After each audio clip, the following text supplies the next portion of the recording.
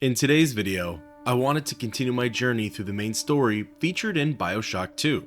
Last time, the adventure had just begun. I took control of a big daddy by the name of Subject Delta. Escorting my little sister, Eleanor, through Rapture, we ran into a woman by the name of Sophia Lamb. Lamb is Eleanor's real mother and sought custody of her daughter via violence. 10 years went by and somehow, Delta had survived the attack. His current objective is to find and rescue Eleanor. Through the help of Bridget Tenenbaum and Augustus Sinclair, he has a guiding voice through the horrors of Rapture. Lamb has been able to control the splicers and security bots. They attack Delta at every corner, and therefore, he needs to adapt. The solution? Plasmids, Atom, and weapons. Delta is able to collect little sisters and use them for their Atom. This is either done through rescuing or harvesting them. For each new segment, Delta is able to acquire a new weapon type, like the rivet gun and machine gun. Along the way, Eleanor has left them gifts like plasmids and tonics. These are in order to help out with the adventure. She's aware that Delta is still alive and wants him to rescue her from Sophia. The first few levels of BioShock 2 are the Atlantic Express, Ryan Amusements, and Pauper's Drop. The Atlantic Express more so acts as a tutorial for the game. This introduces the player to basic mechanics, controls, and features. Ryan Amusements is a further continuation of the tutorial, dealing with Big Daddies, Little Sisters, Atom, and Big Sisters. Then, Pauper's Drop really feels like Delta is getting thrown into the fire. After the train car is forcefully stopped, he has to find the override access key. This belongs to a woman named Grace Holloway, the current overseer of the area. After battling through brute, thuggish, and leadhead splicers, Delta lands at her quarters and takes the item. He has a choice of whether or not he should strike her down. Choosing not to, Grace ends up changing sides and actively helps Delta get back to the train. When ready, he puts the override key into the machine and moves on to the next area. This is where the story continues. Starting the train, the adventure moves on to the next level, Siren's Alley.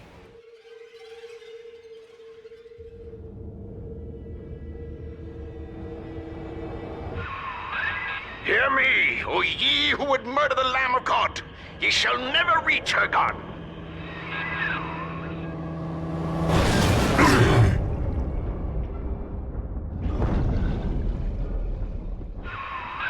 Kid, come on, wake up now. There you are. I thought you rode that torpedo into the great hereafter. I'm in Dionysus Park now. Train cars are shambles, leaking air. Whole damn place is flooded and sealed. But there's a pumping station back there in Siren Alley, and I believe you could jerry-rig it to drain the park out. That'd let you stroll right inside. Get to those pumps, and hurry. A rude awakening from someone named Father Wales. Running through the bottom ends of Rapture, I'm able to find Atom directly from the source. The energy comes from these eel-like creatures. Collecting the fish doesn't give me a whole lot of Atom, but it is enough to maybe walk away with a new tonic. I see Father Wales has parted you from your craft, and yet you cling to life. Congratulations. Today, Delta, you meet a man who has no fear of death, and for Eleanor, he would burn with a smile. Best guess is that this Father Wales is going to be the level's overseer. I'm sure that our paths will cross somewhere at the end of the line. Entering Siren's Alley, the action kicks off almost right away. This area has almost like a mall or market type of layout. There are halls that stretch all the way around and booths stacked on multiple levels. The splicers love this area, and so do the Big Daddy / Little Sisters. The beast of Ryan lives! Gather the family! Mother of mercy, I think that was Simon Wales. What's he done to himself? He and his brother were Rapture's architects, but when Doc Lamb came along, Simon got religion. He's got a kind of church down in the pumping station. Expect a reckoning when you arrive. The interesting part about Siren's Alley is that most of the Little Sisters seem to be grouped up right at the start. I didn't really want to begin this level by hunting for Atom, but I suppose it's something that I can just get out of the way now. The Big Daddies in this level are called Rumblers. They use rocket launchers and mini turrets. They can certainly pack a punch if you face them in open combat.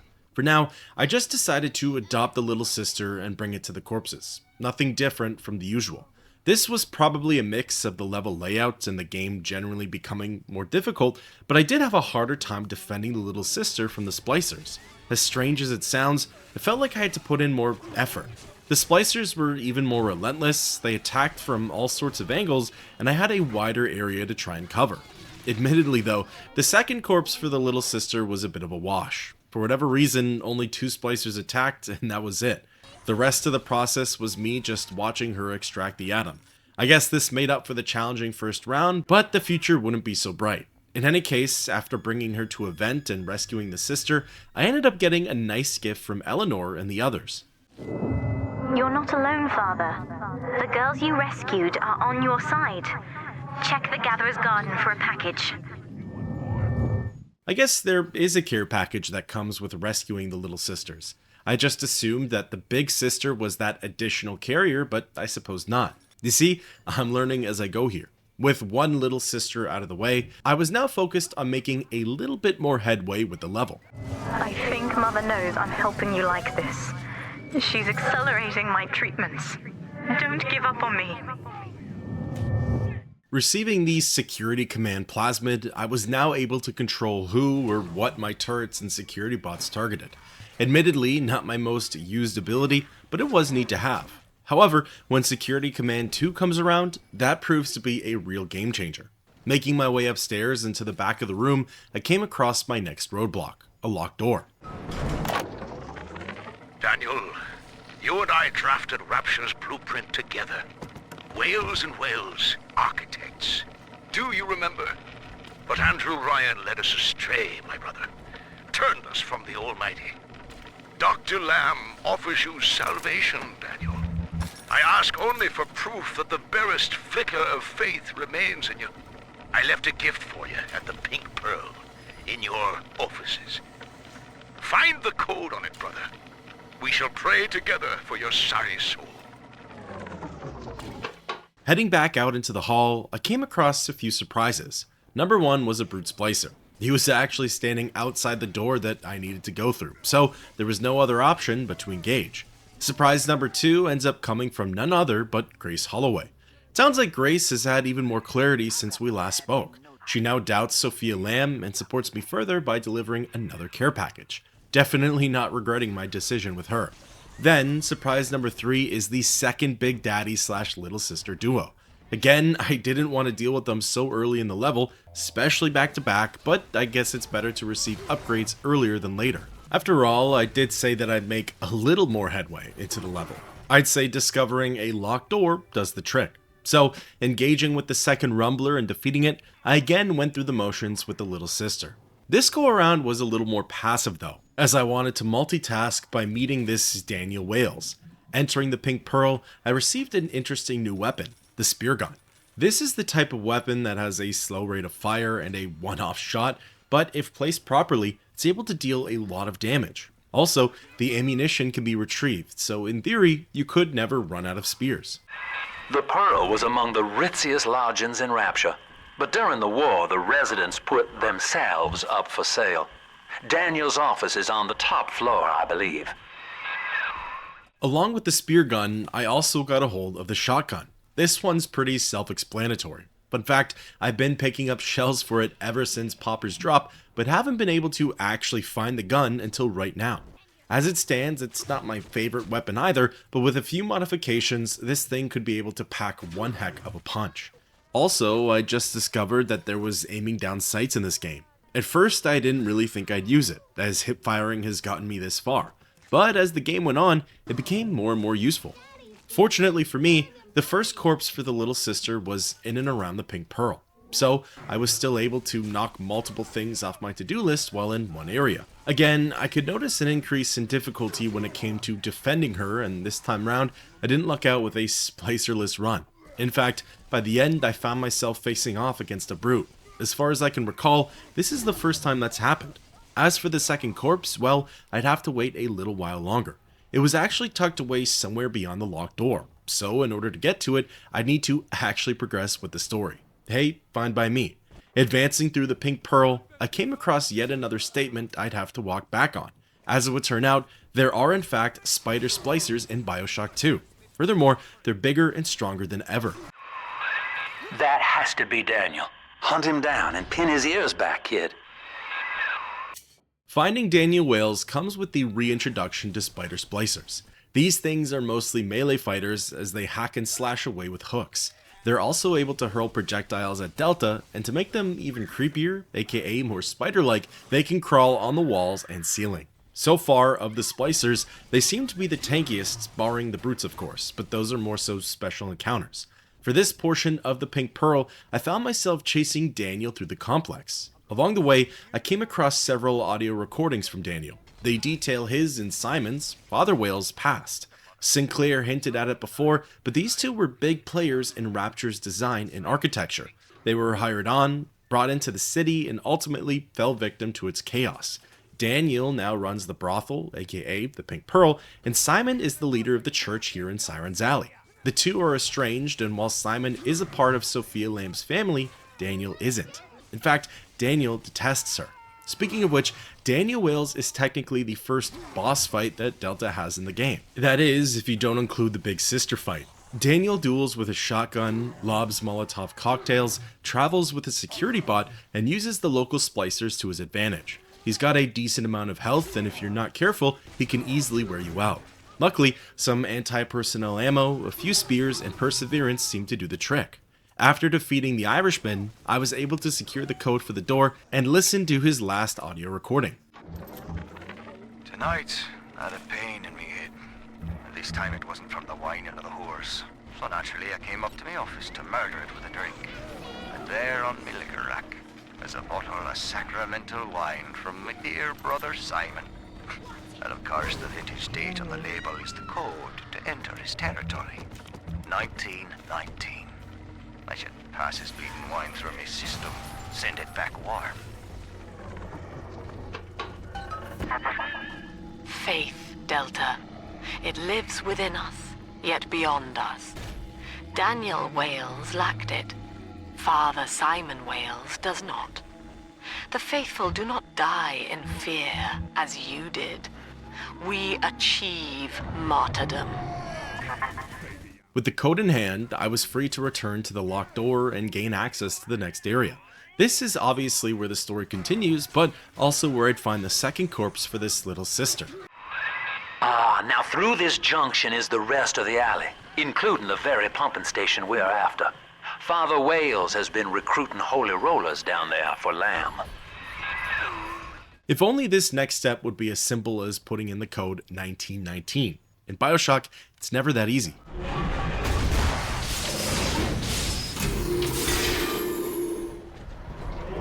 Father Simon Wales, can you hear me? I have trapped a devil at your doorstep. And Simon, Daniel, is dead. Murdered. Can you hear him crying out for justice? They've cut the power on you. You're stuck till the backups kick in. I'll help you hold them back. Check the pneumo. Know this, beast. Daniel's body may go cold, but his soul rests with the child of the Lamb. You shall roast and blacken in the pit, and it'll be a grieving brother sent you there. In my opinion, this upcoming part was done pretty well. The room is dark, the door is temporarily shut, and it's a fight for Delta's life. All I can hear are the screams of spider splicers and their hooks sinking into the floors and walls. They definitely nailed the 50-50 split for action and horror in this part. This room has a bunch of elements that I can use to my advantage. There are oil spills, there's a pool of water, a security camera that I hacked, and I even had a security bot flying around with me. I probably could have done more to really abuse these features, like stand near the security camera or the water, but for the time being, I had a good spot to launch my defense. I was able to strafe across the rafters and gun down just about anything that made it up here. Because none of these splicers were ranged, it was easy enough to deal with them as they popped up. I never really had to worry about being attacked from a distance. During this whole escapade, Simon Wales kept talking about how Eleanor is their savior and how Delta will be damned for killing his brother. Unsurprisingly, the final foe for this portion was a brute splicer. After warming up with all of the other enemies though, it proved to be nothing more than a pawn on a chessboard. A whole lot of anti-personnel bullets later, and the immediate area was cleared. Attaboy, sport. I think you're closing in on Simon's underground temple. Now get down to pumping station number 5 and drain out the park here. Oxygen's running thin in this train car, and I'd sure hate to see our partnership cut short. Heading on through those doors, phase 2 of Siren's Alley begins. Ask yourself, Delta. You who have suffered beyond measure at the hands of men like Ryan. What is the cost of paradise? To end pain, to end sin. What must we pay? Eleanor is my answer. Of course, I'd run into the third and final little sister right here and now. Don't worry, I still had to deal with this current one, and knowing what comes after the last hit of Adam, I wanted to delay my tango with the big sister. However, first things first, I decided to finish up with what I had started. Setting my current little sister down, I watched as she sapped Adam from the angel.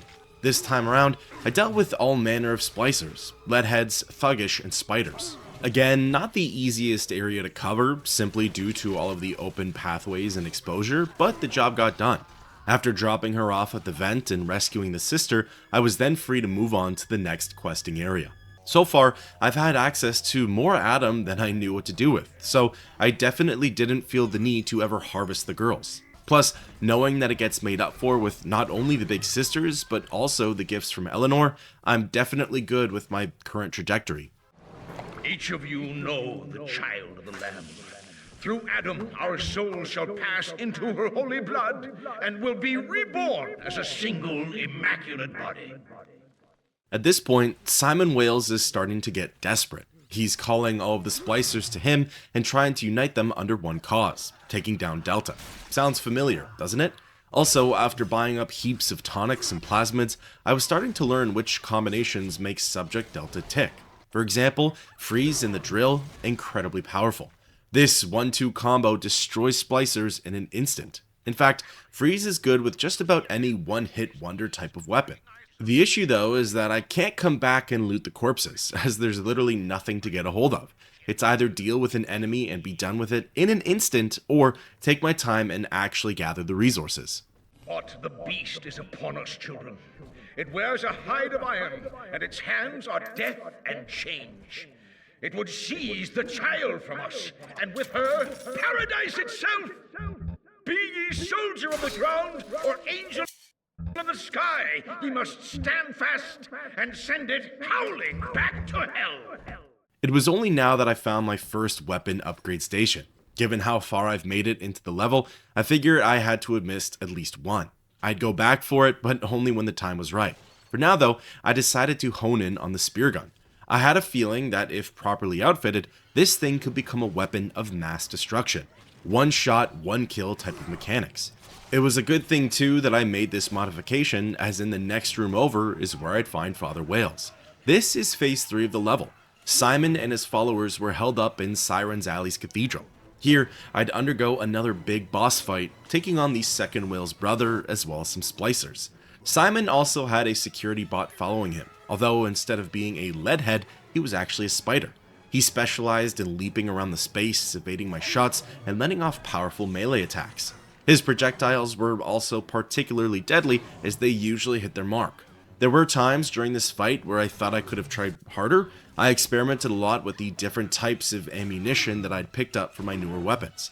The battle was long and drawn out, again, my fault, but given how many first aid kits I had in store, I knew that Delta was coming out on top here. Pump control ought to be in the back. One thing though, once you transfer the suction to Dionysus Park, we've got a tiny window of opportunity to get you inside. I don't have much air left, but I'll hang in there. You make sure you're ready before you throw that switch. To me, that's video game lingo for do everything you need to do, as there's no going back. At the very least, I'd have to rush back to the train, and I'd probably end up missing the upgrade station as well as the final little sister. So, for now, those are what I had set my sights on. The third and final sister was in and around the second market strip for Siren's Alley. All I really had to do was listen for the wailing from the Big Daddy and follow the sounds.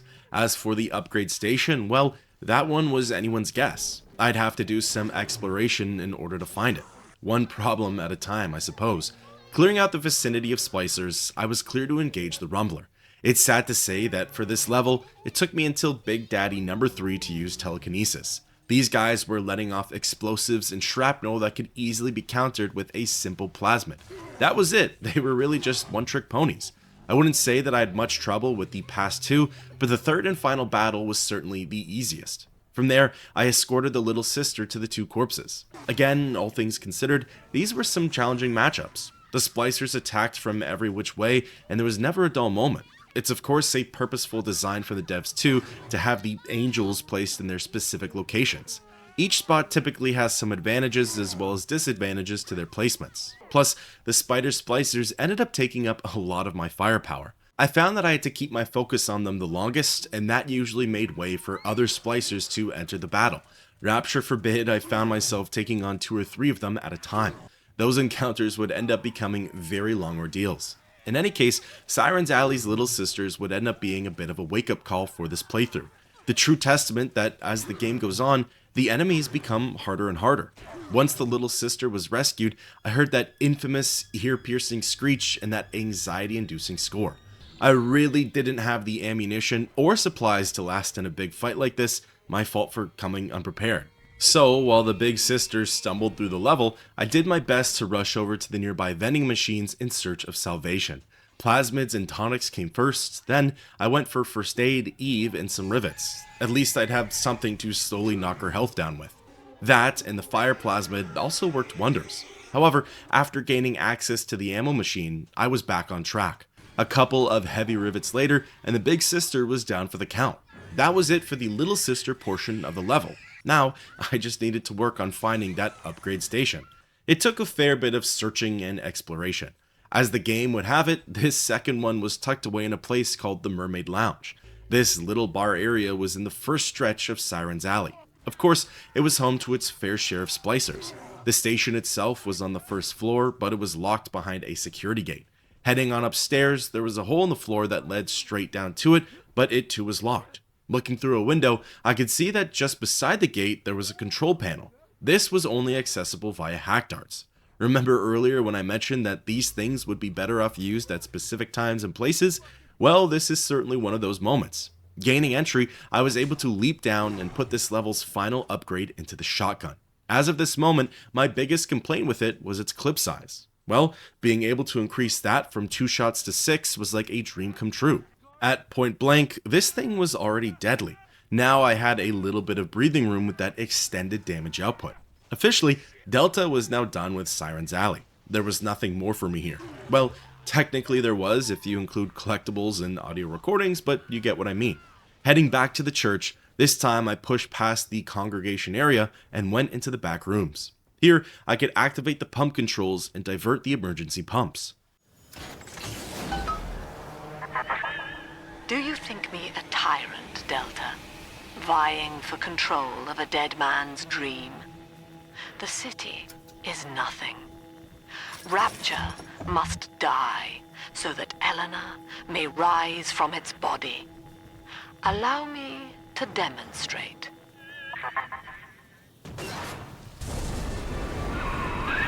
Lamb's overloading the pumps. The place is coming down. Get to Dionysus Park.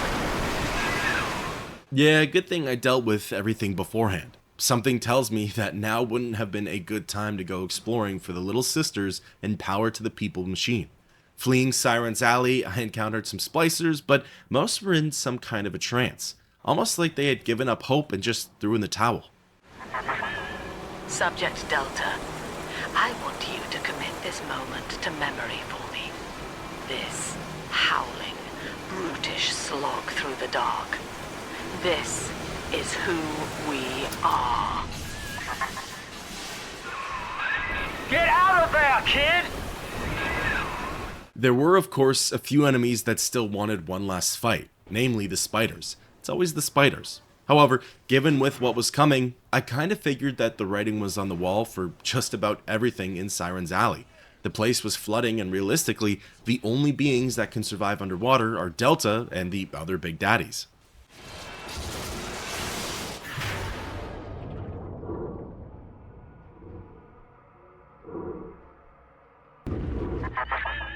Look, Delta. It is the world for which you strive. You, alone among the dead. Honestly, I kind of figured that a flooded level would be my safest bet. Seemingly, nothing can hurt or challenge me while I'm down under. My philosophy is that if I can't take out a weapon, then there's no need to worry about being attacked. Although, so far, the scariest part to this level has been all of the sharks. I thought for sure the game was going to throw in a cheap jump scare or shot from one of these great whites, but luckily for my heart, that never happened. Returning to the airlock, I finally had the means of draining Dionysus Park, which meant that I was free to move on to the next level.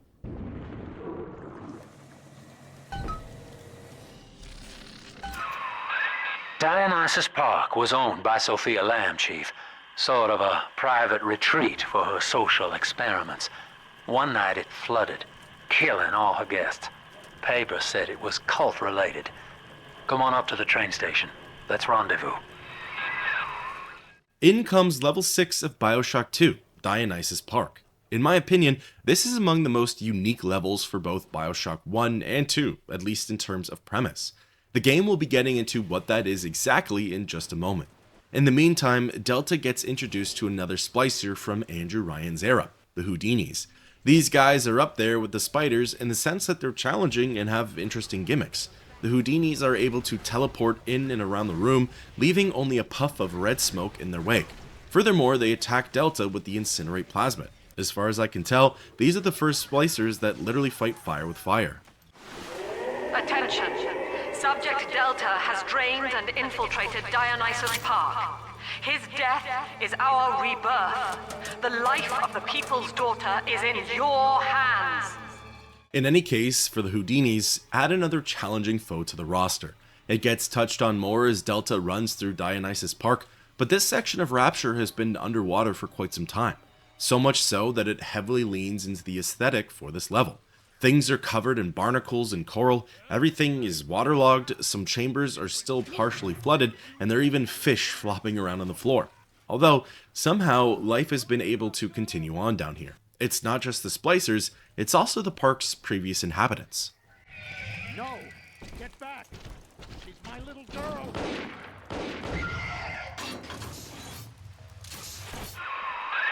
Well, the good news is I've located a new train car. But the station's still locked down, and we're not alone in here. I see a shadow in the security booth. I'll lay low while you have a gander. Well, hello, boys. The name's Stan Poole, Rapture Tribune. Quality paper. Before the locals stopped reading and started finding other uses for it. Anyway, I'm looking to cut a deal, fellas. Come by the train station. I'm here in the booth. Stanley Poole appears to be the one calling the shots around here. If I've learned anything thus far, whoever has control of the trains is the area's big cheese. All that remains to be seen though is if he's friendly and what kind of deal he wants to cut with Delta and Sinclair. Dionysus Park was my home, Delta. An experiment in social unity, cut short by human folly. You dishonor its memory with every step. Now that, see, Lamb knows you're here, but I'm incognito.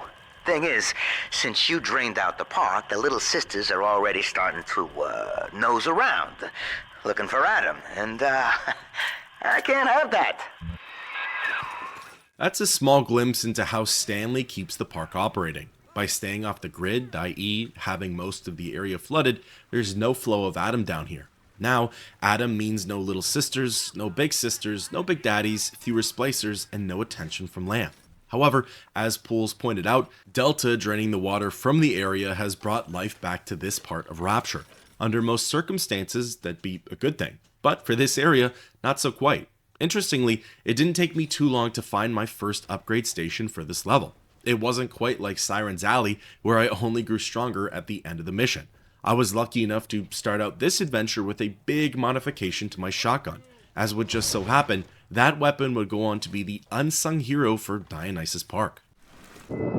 Take this, Father, and hurry. Mother can't hear this, but she's looking right at me.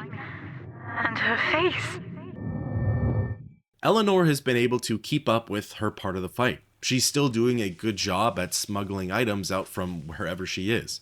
However, judging from that last message, something tells me that her role might have just gotten more difficult. In any case, Eleanor left me behind quite the epic weapon. Taking a hold of the launcher, I was now able to throw around grenades and explosives, kind of like the Rumblers. Slowly, I was turning into a variant of every Big Daddy combined. After testing out my new toy, I made it to the train station and finally got to meet with this Stanley Poole. Okay, so dead men tell no tales, right? Wrong. See, with Adam involved, every stiff's got a story, and Lamb knows how to read it. If that stuff makes it back to her, I'm an obituary. So, I want you to take the story of Dionysus Park and bury it. Get rid of the little sisters for me. Your way. Do that, and I'll unlock the station here. Scout's honor. Well, I'd say he's hiding something, but he sort of took the fun out of that one. He's locked in the security booth, however, so we'll have to play along. Find those sisters. So, that's it. That's the premises of Dionysus Park, to do the side quests that I've been doing for just about every level so far. I have to find and take care of the 3 little sisters in this level. If I had to guess, this part of the story was probably meant as a skill check for the player, to test their combat skills in metal. Or, if for whatever reason you've been missing your Atom drops, this level probably serves as a mandatory time to take in those hits. Also, with the launcher now in my inventory, I more or less have access to every single weapon available in BioShock 2. Really, the only things I'm missing are the various types of special ammunition as well as the upgrades. You mistake my nature, Delta. I wish no Adam for myself. Eleanor is the dream, and she needs neither weapons nor parlor tricks.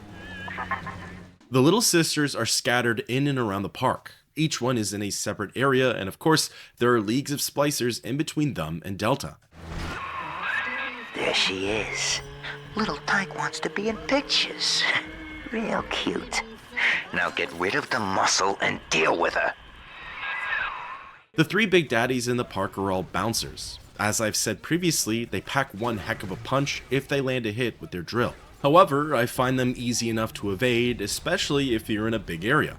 They can get caught on obstacles, rubble, or corners, and from there, it's simple enough to pop them a few times with heavy rivets with a spear gun. Smart. See? You put it to work, and all that Adam ends up in you. But you're sort of a silent partner, so that's tops with me. The first corpse was right there in the theater. In fact, I'm willing to bet that it was the little sister's next destination. From where I was in the room, I didn't have a very good vantage point. I had to commit to wide turns and my focus was split on multiple entranceways. Furthermore, I continued to have issues with the spider splicers as they just weren't going down as easily as the other variants. However, I can't complain that much as this is where the research camera would come in handy. It's an item that's gone criminally underused in this playthrough. Fun fact, on my way to the second corpse, I made the discovery of this entry, at least it was for me. I learned that you don't even have to escort the little sisters to the corpses. If you wanted to, you could just head straight for the vent and throw them in there. At the very least, I had this option after just one corpse, and I'm assuming I could do the same with no corpses. This would completely shorten the gathering process and really speed things up. For example, during this level where everything revolves around the little sisters, I could be out of here in 5 minutes. However, realizing just how much of a leg up those extra hits of Adam give me, I decided to tough it out and escort each little sister to their respective angels. I can only imagine just how far this will get me if I commit to the process early on and rack up all of those ability points. For this level especially, when the Adam is right there for the taking. Father, Father, this atom you found contains memories from all the bodies here. Normally, only a little sister can see them, but I can show you what Stanley's trying to hide. When Mother was taken away, Stanley was left in charge of Dionysus Park. He spent all her money through these mad parties. It was like he was trying to ruin her.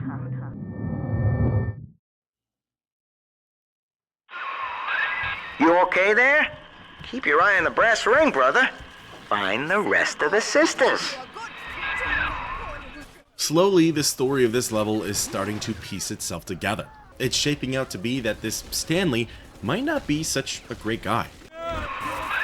Subject Delta's just a serial number, amigo. I did a lot of digging on you for a feature once. They used to call you Johnny Topside. Found the city all on your own in a diving bell. Real shame what they did to you. We also get a little bit of backstory for Delta. I guess he was never a native of Rapture or really a citizen in any capacity. The city found him, and I guess from there, well, there's still some story left to be told. In the meantime, I was on the hunt for the next little sister.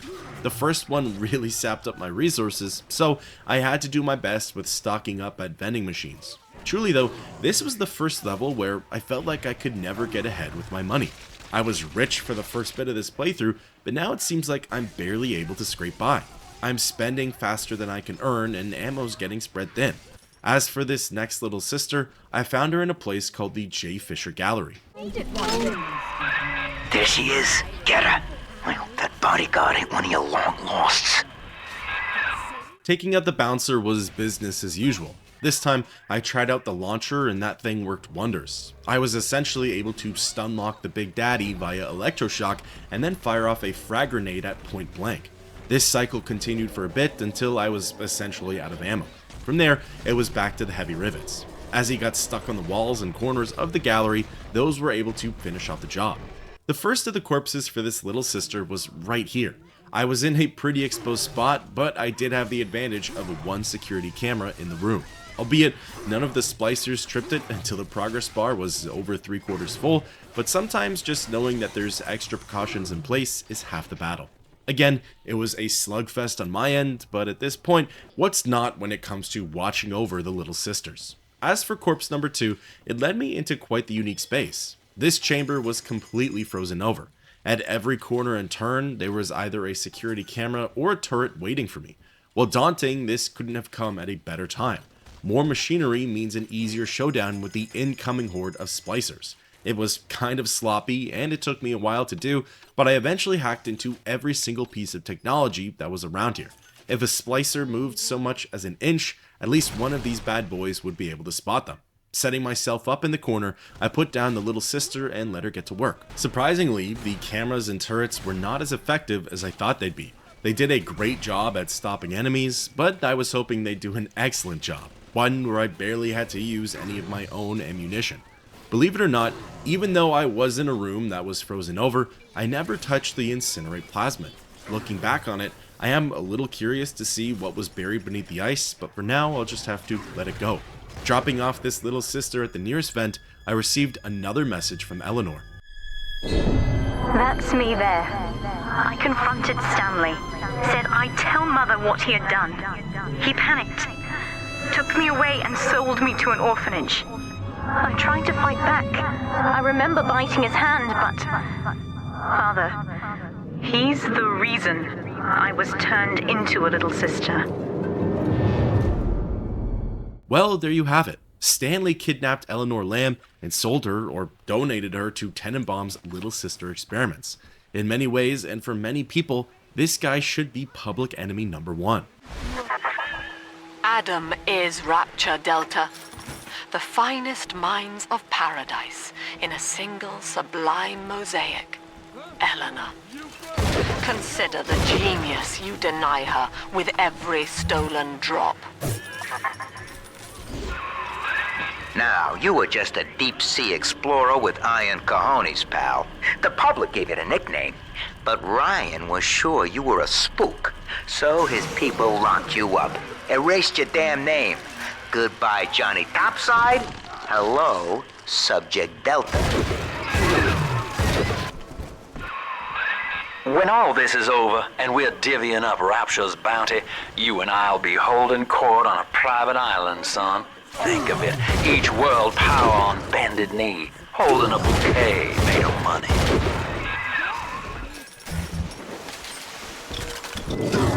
The girls you've saved from Mother want to thank you. Check the Gatherer's Guide.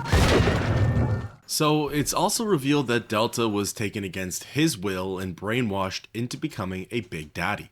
Honestly, that checks out, as I can't see why anyone would willingly sign up for the role. While I'm sure it's much deeper than this, perhaps part of Eleanor and Delta's bond is that they were both kidnapped, experimented on, and partnered up.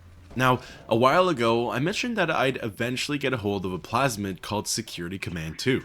With this variant of the ability, I'm actually able to summon a security bot. Essentially, I can call on a follower whenever I'd like. This is incredibly useful, and it helped a lot for the third and final little sister encounter. Alright, there's one. Clobber the big palooka and grab the sister. That might have been the first time that I've seen two Big Daddies hanging in and around one another. I don't know if that was a scripted event or if I stumbled onto a unique encounter, but either way, the other one pretty much died as soon as I entered the room. As for the surviving one, it already had about a third or so of its health taken away. This made it simple enough for me to wander in and play cleanup crew with my new plasmid and ammo types. The first corpse was placed in a central area right behind the carousel. Again, not the easiest place to defend, as I now had to worry about the higher ground, along with all of the access points into the room. At this point, I just kind of assumed that there'd be no more handouts or easy stands while the sisters gathered at them. However, I will say, the process went by much quicker this time around. It likely had to do with some new perks that I picked up, like Demanding Father. In fact, rereading its effects, it does literally say that the little sisters gather Adam at a faster rate. So yeah, not much mystery there. Interestingly, I recently learned that by collecting Adam, certain people, namely the little sisters, are able to see into the subject's past. Usually while collecting Adam, they make a comment about the Splicer's memories. I wonder if this can be used to piece together Delta's past. See where he's been the last 10 years, what he went through when he arrived at Rapture, and who he was / where he lived as, quote, Johnny Topside. With me gone, Father, Stanley just let Mother's followers turn into animals. When word came that she was returning, he knew they would blame him. So he found a way to silence them all. And now he's trying to cover it up. That's it. Now all that old dirt stays underground, and Lamb will be none the wiser. Hey, come on back. I've unlocked the train for you. But remember, if Lamb catches you, mum's the word. Delta, our conflict of interest seems to be upsetting Eleanor. For her sake, I have made it clear to these men that you are not to suffer. I accept full responsibility for any anger you may experience before you die. Doc Lamb's turning up the heat, Chief. Head on back to the train station. Let's hit the trail. If only it were that simple. I still had a small to-do list for Dionysus Park. For starters, I had to deal with the big sister. In truth, I wasn't sure if she'd even show up. I thought because this level was all about the scripted little sister hunt, that the game might let this one go by the wayside. Not quite though, but that's a-okay with me. More Adam in my pocket. The main issue was cash and ammunition, as I was low on both, but I'd find a way to figure that out. Then, second on the to-do list was to find the final upgrade station. This one would prove to be more challenging than the last few levels. Not only because the Splicer spawn rate was beefed up, but also due to the fact that this one was really well hidden. It was placed in a small nook at the beginning of the park, in the Cohen's collection area. A neat little callback to the first game, by the way. I had completely missed it my first time around though. What's more, it was locked up tight by a 4-digit code. Through Adam, Eleanor will become the daughter of the people, a true utopian, brilliant beyond measure, but utterly selfless. As she ascends, Delta, you and I will seem as dogs, circling and snarling amid the afterbirth.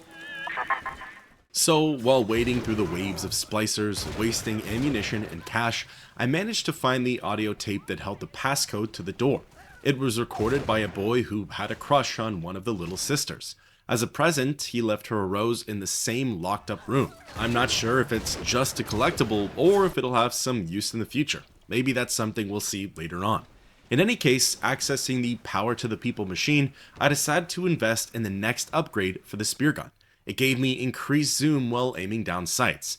Not the most useful feature in the world, at least in my opinion, but it was a stepping stone to maxing out the spear gun. My plans for the next level were to fully outfit both that and the shotgun. Plus, I guess with this added feature, the spear gun was slowly becoming my preferred long-range weapon. If I needed a precise tag from a distance, this would probably be my go-to, especially with that new scope. Subject Delta. I have known for years of Stanley's betrayal here, and had forgiven him. But in compromising Eleanor now, he seals his fate. You see, it was Stanley who turned you into Ryan. He is responsible for what you have become. The security booth is open now. You may have your revenge. Sweet Jesus. Lamb, no? And she just let me hang myself out the... Oh, God. No. Come on, pal. The train's ready. Just let me live. And that's the full story. Poole betrayed Delta, Eleanor, and even Sophia. In many ways, due to the domino effect, he's the reason that Rapture is the way that it is. It's due to his actions that certain events were set in motion, and those events have led up to this moment. While I've mostly taken the righteous path thus far in the game, this was a time where I felt like I wanted Delta to take his revenge. I wanted him to be like the monster that everyone thought he was. That to me is what makes him not just a thinking human, but one who operates off of emotion and memory. To me, that's the other half of humanity. While Poole maybe could have come back in the future to help me out, like Holloway, I didn't need or want his handouts. When ready, I entered the train car and set a course for the next level, Fontaine Futuristics. This is it, Chief. End of the line. If I'm right, Eleanor's mama's using Adam to force all Rapture's minds and memories into the poor girl. Lamb reckons it'll make that child a saint. Now, Eleanor's in a deep, dark place beneath Fontaine headquarters, and to keep you alive, we need to sneak in and find her. As pointed out by Sinclair, this is the place where Delta will likely find Eleanor. However, I'm also pretty certain that he'll have a run-in with Sophia Lamb, and I'm very curious to see how that one would pan out. Would I be given the same choices with her as I was with some of the other members of her family, i.e. Grace and Stanley, or would it mostly be a Wales brother situation? October 9th, 1967. Hello. My name is Gilbert Alexander, and by the time you hear this, I will be clinically insane. I am recording these diaries in advance as a last-ditch effort to assist anyone I might threaten in dealing with me. My next message awaits you beyond the security checkpoint. The bioscan will ensure that you're sane enough to need it. Gil Alexander. As I recall, he was involved in Big Daddy development from the beginning. Likely had something to do with you and Eleanor, son. So, I guess from Poole, Delta was handed off to Ryan, who then sent my character to this Gil Alexander. If he was in charge of the Big Daddy program, then maybe he's the one who can tell me more about my bond with Eleanor, or really, just about anything more that's related to Delta's past. For now though, it's a matter of navigating through the level and finding Gil. Plus, he even said it himself. Who knows what kind of a person he became since he went insane.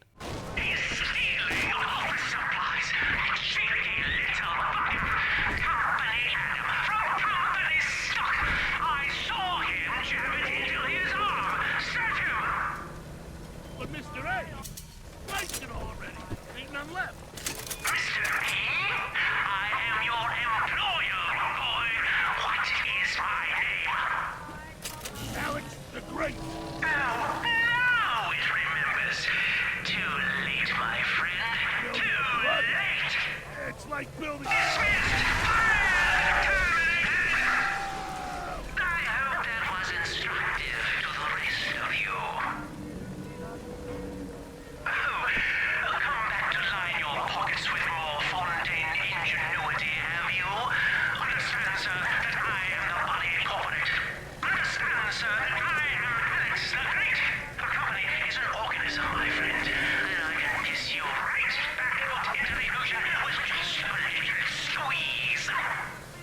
Admittedly, I didn't put two and two together until Sinclair chimed in with what he's about to say.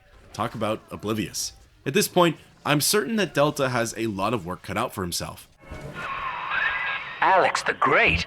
Oh, hell, that has to be Gil Alexander, same man who left that message we're following. He sounds mad as a March hare now. Something tells me that this level of BioShock is going to be like a trial by fire, proving myself in the eyes of both the Mad Gil and the Collected Gil. Initiating bioscan. Identifying clearance level. Identified. Clinical trial subject. Classification. Protector. Designation. Delta.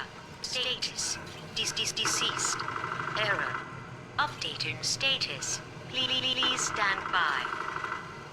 What's this? My secretary vouches for you. Delta, you're one of our old protectors, yes? You're a fine product, Delta. Yes, fine product. Built to last.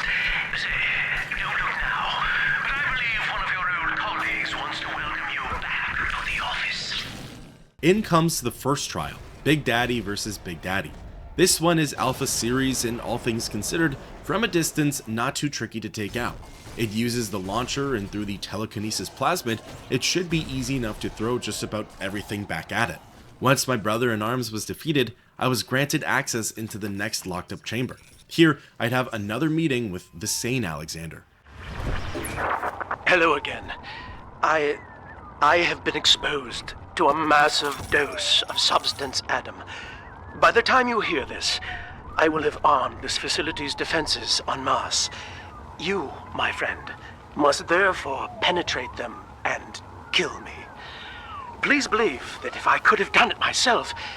and on that cheery note, you may use the diary lying near this screen to bypass the vocal print blocks ahead and enter the security office. The password is Agnes Day. With every new step, that's more progress made towards finding Eleanor, and, well, I'm not exactly sure what comes after that. Killing Lamb, escaping Rapture, taking over Rapture? I guess that's what remains to be seen. The what next factor when everything is said and done. However, one thing's for sure, as I'm certain that it's going to happen with Alexander the Great, aka Gil Alexander. There will be some decisions to make, and whatever choice is made, that will ultimately affect the future of Rapture and BioShock as a whole.